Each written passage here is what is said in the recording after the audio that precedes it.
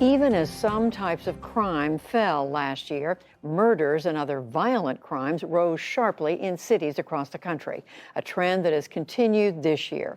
The causes are not well understood, and there are strong disagreements about how to address the problem. As Amna Nawaz reports, this debate over how to tackle violence is playing out in Atlanta. She was shot 7 times in her back, and then they flipped her over and they shot her 1 time in her head. In the early hours of May 17th at this Northwest Atlanta apartment complex, 27-year-old Alicia Merrill was shot and killed. Would have been right in this spot where the sand is, right over here. Her aunt, Vanessa Cox Logan, said she'd been throwing out trash at this dumpster while helping a friend to move.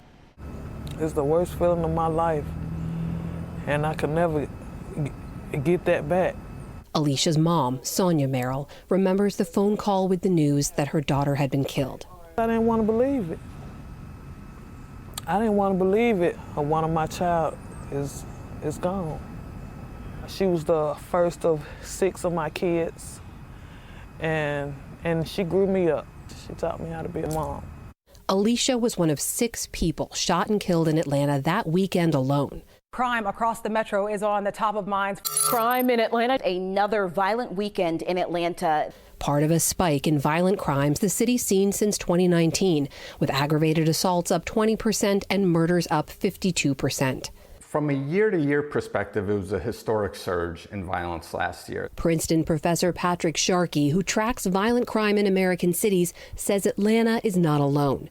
In St. Louis last year, murders increased by 35%, by 18% in San Jose, in Austin, 42%, Detroit, 19%, and New York City saw an increase of 45%. So you had the pandemic and all the suffering and the abandonment of communities that went into that. Then you had this proliferation of guns. It creates the potential for more altercations to become lethal, for more fights to become shootings.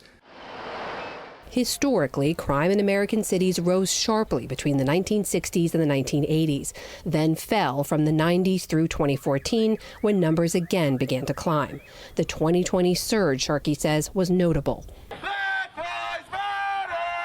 And calls for racial justice and police reform, he believes, also played a role. Police may decide not to get involved in an incident where they have some discretion of whether to respond or not. Residents may also decide to check out and no longer call the police. In Atlanta, the June 2020 police shooting of Rayshard Brooks, a black man confronted while he slept in a parking lot, sparked weeks of protest. Atlanta Mayor Keisha Lance Bottoms criticized the use of deadly force. The police chief resigned. And after 2 officers were charged following Brooks' death, more than 150 other officers called out sick. Dozens have since resigned. Today, Atlanta's police department is hundreds of officers short. I don't really think the police is the answer. Columbus Ward has lived in the South Atlanta neighborhood of Peoplestown his whole life. This majority black neighborhood has seen some of the city's worst violence. The Rayshard Brooks got killed right in our neighborhood by police. So that who do you trust? How many people want to trust the police? It's like a war zone. Ethel Floyd has lived here for 57 years. It's a well-known fact about the police. They only come after the fact. Bringing in more police officers is not going to help. It's only going to add fuel to the fire. Resident after resident here tell us they're wary of an increased police presence, but some of their neighbors in North Atlanta disagree.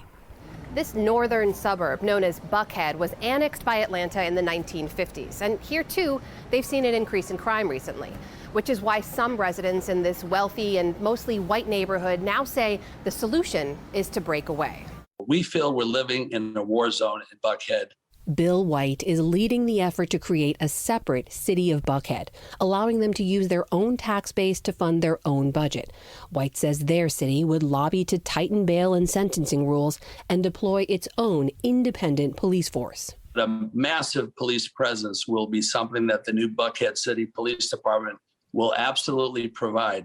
Buckhead's departure would take away significant resources from Atlanta. By some estimates, this area comprises 40% of Atlanta's property wealth, a large part of its tax base. Critics say that would hurt the city's ability to stem rising crime and inequality. And I think what Buckhead City will do will most certainly push the criminals away from Buckhead. And everybody in Buckhead loves that idea. How does taking those resources away help the rest of the city? Well, Atlanta has done this to themselves. We're not taking anything away from them. They've done this to themselves. It doesn't really kind of resonate with you until you go through something yourself. Buckhead resident Ileana Kovic backs the effort to break away after she and her boyfriend, Jason Eads, were brutally assaulted in a parking lot last June. The sheer terror of having someone put a knife in your face and tell you profanity and say to get on your knees and beg for your life, punch you until you're unconscious. I didn't ask for that. What do you think it would take for you to feel safe right now? Definitely more of a police presence. More police on the streets, Sharkey says, would reduce crime in the short term, but without addressing underlying issues, wouldn't stop cycles of crime over the long term. It also carries additional costs, he says, in the form of police violence, mass incarceration, and intensive surveillance, disproportionately impacting communities of color. We should be pushing police to do their job differently, to build trust and legitimacy, but we should also be investing in a different set of community institutions and organizations and ask them to play a larger role in contributing to safe, stronger neighborhoods. You don't see this as an either or. This is a both and. Absolutely, absolutely. We've never made a different commitment focused on investing in communities as the response to violence and all of the challenges that come with extreme inequality. Our goal is to not do, but to work with. But in Peoplestown, they've made that investment in recent years and are starting to see a return. We have seen a decrease in violence through community collaboration, partnerships, and referrals, and not increased policing. Aaron Johnson is a trauma responder for local nonprofit Chris 180. Since 2018, his program has partnered with others to step up early intervention here, including wellness programs like this, all with the goal of stopping violence before it happens. Close our eyes. Efforts like yoga and mindfulness to help cope with trauma, training younger residents how to de-escalate conflicts, even food and mask distribution during the pandemic. While crime spiked across Atlanta last year, this area has seen a 50% decrease.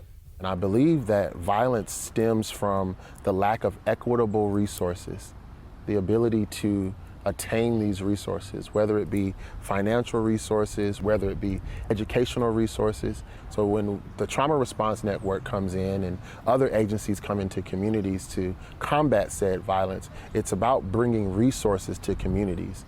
More than 2 months later, Alicia Merrill's murder remains unsolved. No arrests have been made. And while Vanessa Cox Logan isn't opposed to more police help, her family and her community, she says, need more than that. What do you think it would take to make you feel safe right now? We need these cameras to be working. We need adequate wraparound services. I think that's what it's going to take. It's going to take, it really will take the entire village. Outgoing Mayor Keisha Lance Bottoms recently announced plans to hire 250 additional police officers, as well as expand investment in community groups. For the PBS NewsHour, I'm Amna Nawaz in Atlanta.